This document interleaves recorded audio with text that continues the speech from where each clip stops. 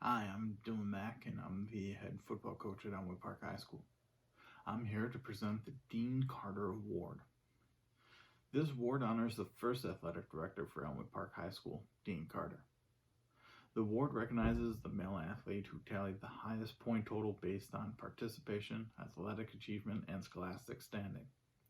This is the top award presented to an Elmwood Park High School male athlete. This year's award winner is Michael Stranski. Michael Stranski is a three-sport athlete. He played football, baseball, and basketball all 4 years, making him a 12-sport athlete. Michael also varsity lettered in 9 seasons, which is an amazing feat. 4 seasons for football, 3 seasons for basketball, and 2 seasons for baseball. Michael is planning on going to University of Wisconsin-Platteville next year, where he is planning to attend and also play football there. In talking to other coaches that have been able to coach Mike, they've said that Michael is a fierce competitor and that he doesn't just go hard when the lights are on and it's game time.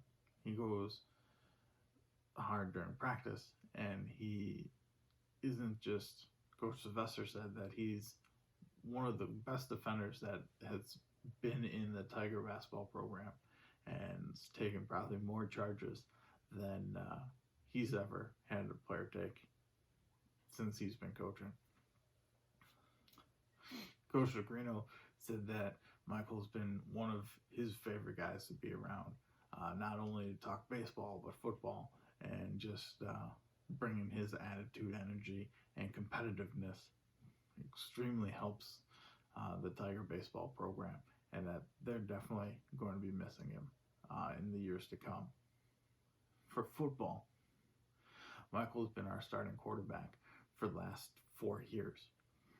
Coming in at halftime of his 4th week of his freshman year games, he took over the reins at quarterback and never gave them up. Michael has done a tremendous job. He has set all sorts of school records for the quarterback position and has been integral in everything we do football-wise, and has really helped us craft an identity and develop our program into what it is today.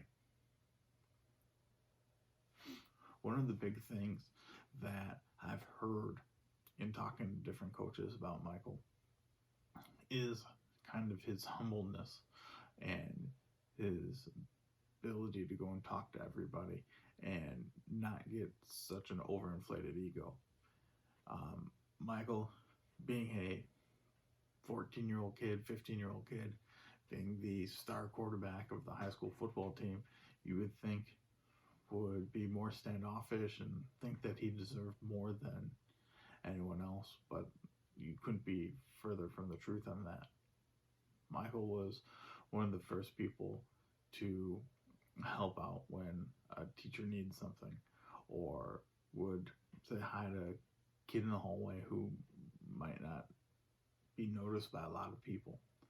Mr. Nakazuka one time was telling me a story that he was helping with a PE class, and one of the special need kids came up and was starting to talk to Michael, and Michael had a full conversation with him, even though he was talking with his friends at the time, and they talked some football, and Michael didn't tell him to get out lost or any of that.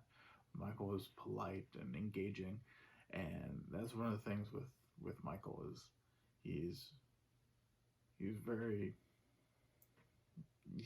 great to be around because of his energy and the fact that he brings that energy into any conversation you have with him. it was refreshing to hear that promoting someone their freshman and sophomore year into a position that is so highly looked at as quarterback, that it didn't go to his head, and it really did, I think, help him grow and mature over these last 4 years. Now, don't get me wrong, Michael is super competitive. He's one of the most competitive players that we've had over the last 4 years in the Elmwood Park program. And his freshman year, we had some growing pains. It's a different speed. You throw a 14-year-old in there play with some 18-year-olds, and you're going to get some growing pains, to say the least. And he got frustrated. And when he get frustrated and let kind of that anger build and blow over the top, I'd have to pull him aside, put my arm around his shoulder, rub his belly, and say, "Who's my freshman quarterback? Who's my freshman quarterback?" And I'd get a little smirk or a smile, and he'd calm down. And that's kind of how we got through freshman year, because that was the roughest of his 4. But each year from there, he grew and matured. And he'd have some games where you're like, "Come on, man." But for the most part, he learned from those games and understood what his reaction meant to the other players that he was leading. Because unfortunately, whether you want it or not, being quarterback is a leadership position. In the huddle, guys are looking to you to lead the offense. And Michael was a great leader. Being as competitive as he was, he pushed guys not only in the game but at practice to be better than what they were just giving. Not to just go through the motions, but to give it your all so that then we can get better as a unit, as a team. I will let you know, Michael did grow tremendously from freshman year, where I was calming him down probably every week, to this past year, where he actually went and consoled a teammate who was upset and frustrated. Our running back fumbles a football, kind of gets frustrated, yelling a little bit, and Michael tells me, "Don't worry, coach, I got it," and goes over and talks to him. And we were fortunate enough to get a picture of the 3 of us kind of talking, and that's probably my favorite picture we have over the last 4 years. Is the 3 of us kind of talking, and just truthfully, it looks like we're discussing a lot, and really we're just, shooting the breeze, trying to calm Jam down. Tell him it's okay. Like, we're going to get to the ball again. Don't worry. But it was refreshing. It was nice to see Michael come full circle and show that he had the ability to be in the moment, understand that we just need to play the next play and not worry about what just happened, learn from what happened, but not dwell on it and get back out there. So that, I think, kind of showed his kind of leadership quality, how he's grown into that. And that's one of the big pieces of what made Michael a great recipient of the Dean Carter Award, is his leadership quality.